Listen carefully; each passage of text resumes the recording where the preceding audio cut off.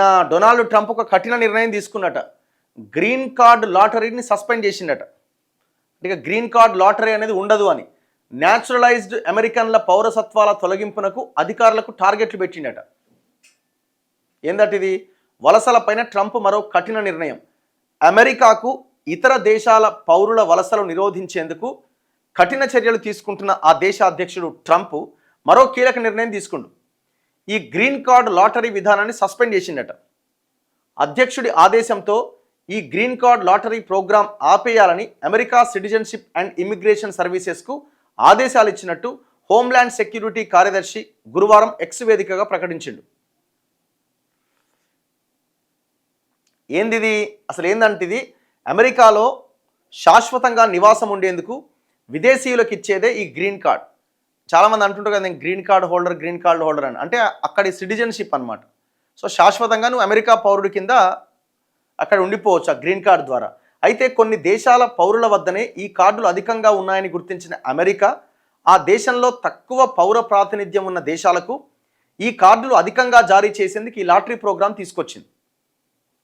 Diversity visa ప్రోగ్రాంలో భాగంగా ప్రతి సంవత్సరం 50,000 గ్రీన్ కార్డులు లాటరీ ద్వారా ఇస్తూ ఉంటారట. వీటిని పొందే వారిలో అధికంగా ఆఫ్రికా దేశాల వాళ్ళు ఉంటున్నారట.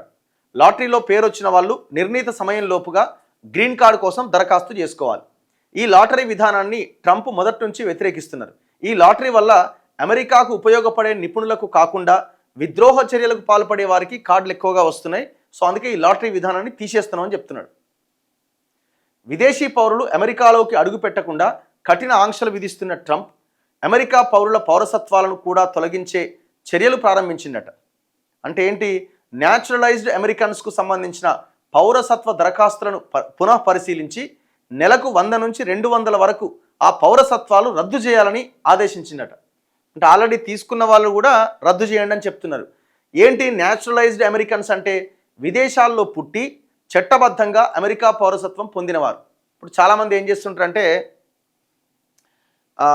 ఇప్పుడు భర్త అక్కడ ఉన్నాడు అనుకోండి, భార్య ప్రెగ్నెంట్ అనుకోండి, సో ఇక్కడి నుంచి అక్కడ తీసుకెళ్ళి అక్కడే వాళ్ళు డెలివరీ అవుతూ ఉంటారు. సో అక్కడ పుట్టిన వాళ్ళకి అక్కడ పౌరసత్వం వస్తుంది అనమాట. సో దాంతో అక్కడే డెలివరీ అవడానికి చాలామంది ఇష్టపడుతూ ఉంటారు. సో అయితే వాళ్ళకి సంబంధించిన వాటి మీద కూడా చర్యలు తీసుకోవాలని చెప్తున్నాడు. ఈ రకం పౌరులు ప్రస్తుతం అమెరికాలో 2.6 కోట్ల మంది ఉన్నారట. అట్లాంటి వాళ్ళు 2.5 కోట్ల మంది ఉన్నారట. 2024 సంవత్సరంలోనే 8 లక్షల మంది అమెరికా పౌరులుగా ప్రమాణం చేశారు. వీరిలో కూడా Mexico, Bharat, Philippines, Dominic Republic, వియత్నాంలో పుట్టిన వారు అధికంగా ఉన్నారట.